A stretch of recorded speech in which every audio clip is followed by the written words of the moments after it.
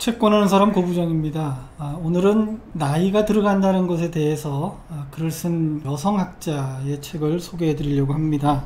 나이 들음에 대하여. 저자는 박혜란입니다. 여성학자지요. 우리들에게는 삼형제를 모두 서울대학교에 보낸 엄마, 그 중에서도 가수 이적의 어머니로 잘 알려져 있는 분이기도 합니다. 그런데 사실 이분의 본업은 기자 생활을 거쳐서 학교에서 학생을 가르치는 그런 선생님도 했고 여성학자로서의 삶을 살고 있었던 분입니다. 아이 셋을 키우다 보니까 나이가 이제 40쯤 될 무렵에 다시 한번 공부를 해봐야 되지 않겠느냐 라고 생각을 해서 여성학을 다시 공부를 하기로 했다고 합니다. 그래서 한 10여 년 넘게 열심히 살아오다 보니까 어느 날 몸이 고장났다는 것을 알게 됐다는 겁니다. 자궁과 난소를 잃어버리고 이때부터 이제 여자의 몸과 나이가 새로운 화두가 되었다, 이렇게 고백하고 있습니다. 여자에게 늙음이 추함과 약함이라는 고정관념이 있는 우리 사회에서 여자가 나이를 들어간다는 것이 도대체 어떤 것인가, 그리고 몸은 어떻게 변하는가에 대해서 그 이전에 이런 화두에 대해서 연구하고 같이 얘기한 사람이 별로 없었다는 것을 알게 됐다는 것이죠. 박혜란은 이 책에서 늙음이라는 것이 젊음이 어느 날 갑자기 와서 어느 날 가는 것이 아닌 것처럼 늙음도 어느 날 갑자기 와서 어느 날 갑자기 가는 것이 아니고 살아간다는 것 자체가 늙는 것이다 라는 것을 깨달았다고 합니다. 그러니까 노전 생활이 없는 것처럼 노후 생활도 없다는 것입니다. 그냥 단지 우리는 늙어갈 뿐이다, 이렇게 생각을 하고 있습니다. 박혜란은 이런 얘기도 합니다. 이 버스나 지하철에 보면은 노약자석이라는 것이 있습니다. 전 세계에서 몇 안 되는 한국만의 자랑거리 이렇게들 알려져 있는데, 사실 이 노약자석이라는 게 별거냐, 이거는 젊은이들이 노인이나 약자들에 대해서 자리를 잘 양보해 주지 않는다라는 전제를 깔고 가는 것인데, 과연 젊은이들이 그러한가? 그렇지 않을 수 있다. 젊은이들을 우리가 너무 얕보고 이런 자리를 만든 거 아니냐라고 생각을 합니다. 더 나아가서 모든 자리가 다 노약자석 아니겠느냐, 그래서 굳이 노약자석이라는 것을 만들어 놓을 필요가 있었겠느냐라는 문제 제기를 하고 있습니다. 어떻게 생각하십니까? 일리가 있죠? 젊은이들로부터 자리를 양보받는 노인들이 마치 그렇게 양보받는 것이 당연하다는 듯이 인사 한마디 없이 그 자리에 털썩 앉거나, 또는 앉아있는 젊은이 보고 눈을 부라리거나 손짓을 하면서 일어나라고 하는 것, 이 역시 잘못됐다. 마치 권리인 듯이 젊은이들에게 자리를 양보해달라고 하는 것은 나이 든 사람들이 할 수 있는 권리가 아니다, 이렇게 얘기하고 있습니다. 조금 더 어른스러워질 필요가 있다, 이렇게 얘기합니다. 늙어간다는 것의 가장 큰 증후는 뭘까요? 시몬 르 보부아르가 이렇게 얘기했다는 거예요. 늙어간다는 것의 가장 큰 변화는 호기심이 없어진다는 것이다. 호기심이라는 것은 어느 날 갑자기 없어지지 않습니다.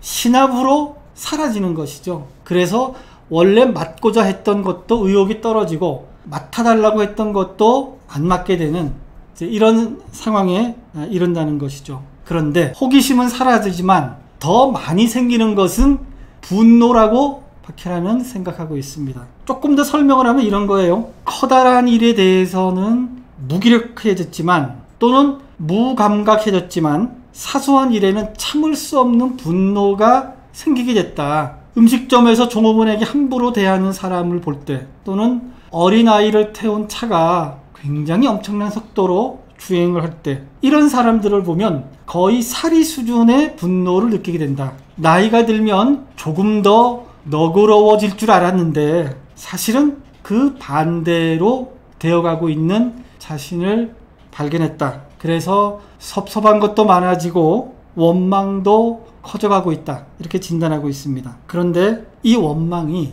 남들에게는 그래도 조금 더 너그러운 표정이라도 짓지만, 가까이 있는 가족들에게는 훨씬 더 싸납고 거칠게 표현되기도 합니다. 한 집에 사는 부부들은 언제라도 이런 감정이 폭발할 수 있다는 것입니다. 박혜란은 이렇게 분석을 하고 있습니다. 지금 노년에 이른 사람들은 부부가 진정으로 함께 사는 법을 배운 적이 없고 훈련을 받은 적도 없다는 것입니다. 그래서 이들은 서로에게 마치 외계인인 것처럼 낯설다는 거예요. 하루 종일 같은 공간에 있지만 별로 할 얘기도 없어서 사실은 멀리 떨어져 있는 친구보다 못하다. 이것이 바로 지금 노년에 이른 부부의 관계가 아니겠는가 이렇게 얘기하고 있습니다. 최근에 성범죄가 많이 보도되고 있고 많이 발발하는 것으로 알려지고 있습니다. 그런데 과연 그럴까요? 라는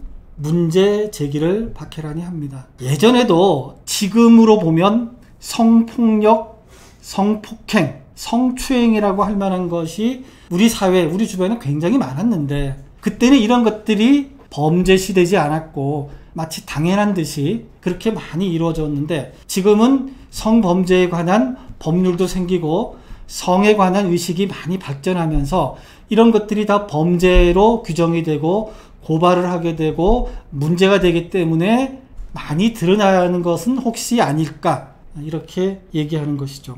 여성들도 마땅히 존중받아야 될 인격체라는 것을 점점 깨닫고 그것을 배우면서 체화하고 있는데 아직 남성들은 그러지 못하고 있는 것이 우리 사회에서 벌어지고 있는 인지부조화가 아닌가 이렇게도 생각을 하고 있습니다. 노인들이 겪는 어려움은 세 가지입니다. 하나가 가난, 하나가 질병, 그리고 또 하나가 외로움입니다. 가난과 질병은 본인이 노력하면은 조금 적게 겪을 수 있고 어쩌면은 근원적으로 없앨 수도 있는데 이 외로움이라는 것은 본인이 노력하지 않아도 노력을 해도 잘 안 될 수 있다는 거예요.